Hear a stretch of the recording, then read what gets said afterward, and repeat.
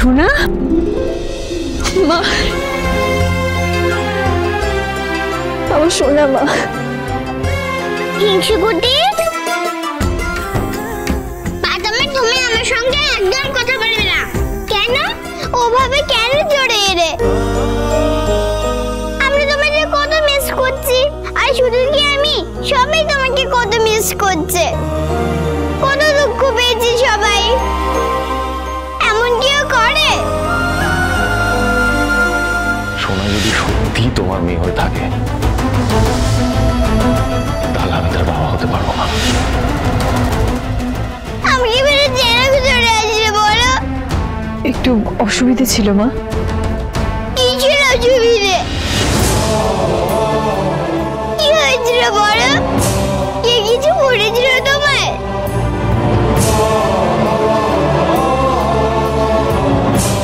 এই কথা আমি তোমাকে আলাদা করে জিজ্ঞেস করবো না দীপা, তুমি তোমার মেয়ের প্রশ্নের উত্তর দাও। কি হলো বলবে না?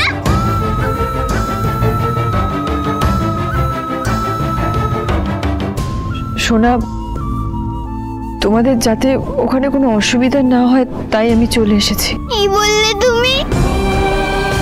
ও দিদি ভাই, মা এটা কি বললো? তুমি আর বাদামে থাকলে অসুবিধা হবে?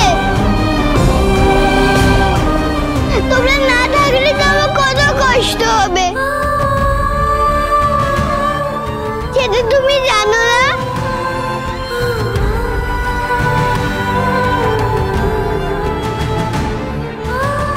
কষ্ট পেও না সোনা। আমাদেরকে সামনাসামনি দেখলে তুমি আর মন খুলে আমাদের বাবা মা বলে ডাকতে পারতে না, সেটাতে তুমি কষ্ট পেতে না। তাই তো আমি এই সিদ্ধান্ত নিয়েছি মা। মা, তুমি আমার সাথে চড়ো না। বাদামে, তুমিও চড়ো না আমার সাথে। মা, এভাবে বলতে নেই মা। সব ঠিক হয়ে গেলে আমি আর রূপা নিশ্চয়ই যাব। সত্যি বলছো? তুমি আর বাদামে যাবে তো? যাবো মা, যাবো।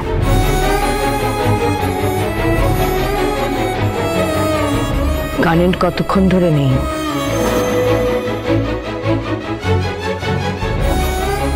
বিলটা জমা পড়েনি মা, তাই লাইন কেটে দিয়ে গেছে। এখন দিতে পারিনি ঠিকই, তবে আমি বিলটা ঠিক জমা দিয়ে দেবো। সব জেনে বুঝে আমি মুখ বন্ধ করে রেখেছি, কাউকে কিছু বলতে পারছি না, তুমি কাউকে কিছু বলতেও দিচ্ছ না। মা, কিছু তো করার নেই তাই না? হিংসুকুটি, ফ্রাইড রাইস খাবে? Fried rice? হ্যাঁ, রূপা নিজের হাতে বানিয়েছে, খুব টেস্টি খেতে। এই দেখো, কিন্তু এটা তো মুড়ি। হিংসুকুটি, ফ্রাইড রাইস কিভাবে তৈরি হয় বলো তো? কি করে? রাইসকে ফ্রাই করে। আর মুড়ি কিভাবে তৈরি হয় বলো তো? রাইসকে ফ্রাই করে। তাহলে এটা তো ফ্রাইড রাইস। বসে খাও।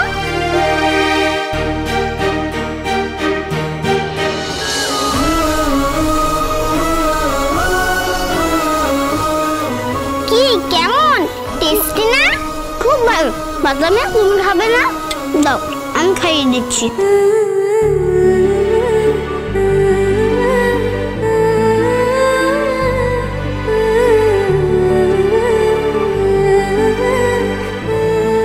এক একটা সময় কি মনে হয় জানেন মা, আমি সোনার জীবনে নাই আসতে পারতাম, আমাদের জীবনটা দিব্যি কেটে যেত। আপনি যেভাবে দুই বোনকে আলাদা করে দিয়েছিলেন, ওরা সেভাবেই আলাদা আলাদা থাকতো, কেউ কাউকে চিনতো না, জানতো না। না না না,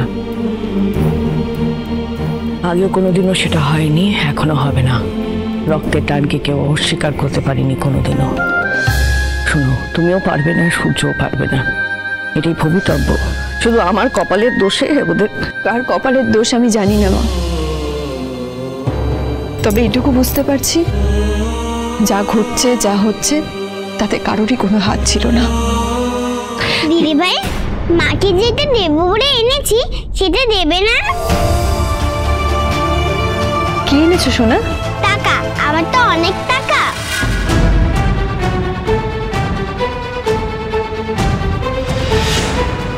দাদু ভাই দিদি ভাই বলেছে যে আমার অনেক টাকা, তাই আমি তোমার জন্য 500050 লাক্স এনেছি।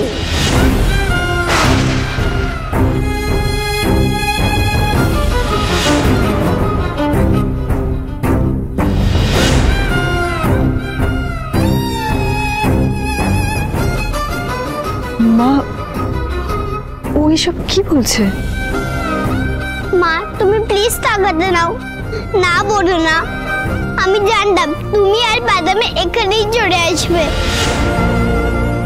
বাড়িতে থাকলেই বাবা তোমাকে কষ্ট দেবে, তাই তোমরা এখানে আসবে। তুমি জানতে? জানতাম তো, এখানে ছাড়া তুমি আর কোথায় যেতে? তোমাদের সেই আবার এক কষ্ট করে থাকতে হবে। আমি বাবার সাথে কত বড় বাড়িতে থাকবো, আর তুমি বাদামের সঙ্গে এই ছোট বাড়িতে থাকবে।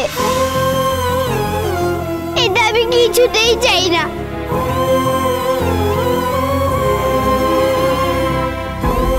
মা আমার কোনো কষ্ট নেই। মা এখানে তো গরম, কি করে থাকবে তোমরা? মায়েদের ঠাকুর অনেক শক্তি দেয়, আর তোমার মায়ের এসব টাকা বাড়ি সোনা গয়না কিচ্ছু লাগবে না। কেন জানো? কারণ তোমরা দুজন মায়ের আসল সম্পত্তি।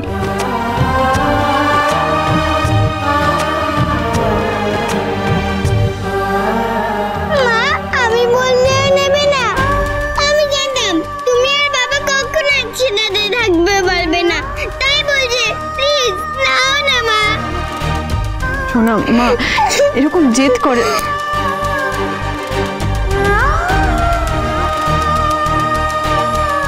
মা ও ছোট, ও অবুঝ, ও নয় বোঝে না, কিন্তু আপনি তো জানেন আমি কেমন, তাহলে ওকে কেন আটকালেন না?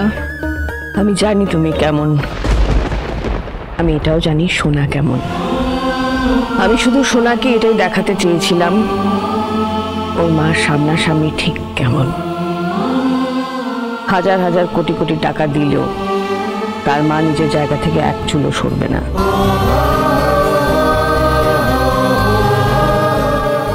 এই টাকাটা সোনার মা যে নেবে না এটাও জানা উচিত। আর এটাও জানা উচিত একবার আমি সোনার মাকে 1 কোটি টাকা দিতে চেয়েছিলাম, কিন্তু তার মা সেটা গ্রহণ করেননি।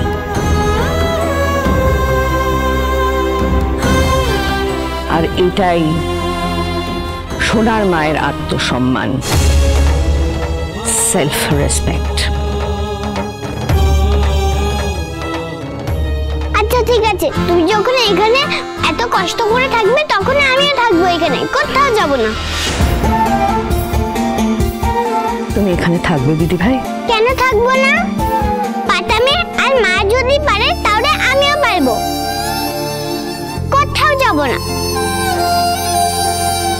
পাতামি তো আমার বোন, যমজ বোন। শোনা, তুমি চাইলে এখানে থাকতেই পারো। তোমাদের 2 বোনের জন্য আমি যখন প্রাণপাত করতে পেরেছি, আমি এখনো করতে পারবো, কিন্তু এই টাকা আমি নিতে পারবো না মা। টাকা তুমি নেবে না? না মা, মায়ের যেতে কষ্ট হয় সেটা একটু বোঝো। সবাই জানে তোমার মায়ের প্রাণ থাকতে সে কারোর কাছে হাত পাতবে না, কখনো না।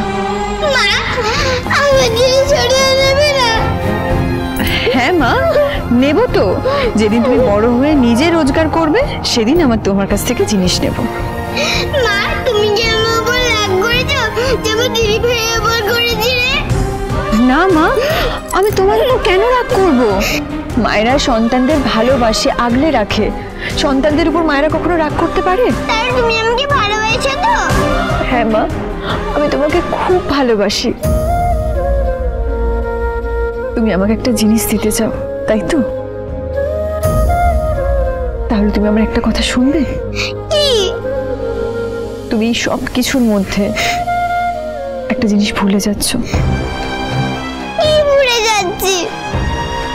তুমি তোমার বাবাকে ভুলে যাচ্ছ মা। মানে তোমার বাবা এতদিন পরে বাড়ি ফিরে এসেছে। আমরা চাইলেও তোমার বাবার কাছে থাকতে পারছি না মা।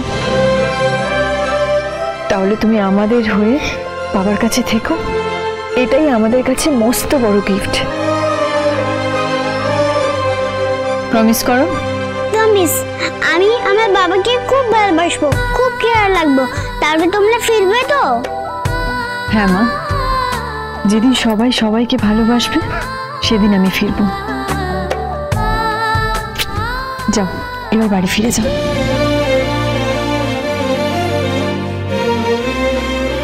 আমি তোমাকে আশীর্বাদ করি দীপা, তুমি যেটা চাইছো সেটা যেন হয়। আর তোমার দুই মেয়ে রূপা আর সোনা দিদি ভাই, তোমার মূল্যবোধে যেন বড় হয়। আসি, চলো সোনা দিদি ভাই।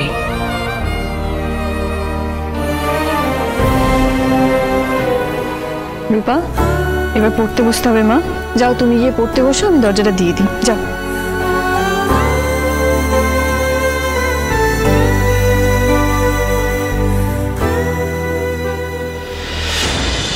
অনুরাগের ছোঁয়া, অনুরাগের ছোঁয়া।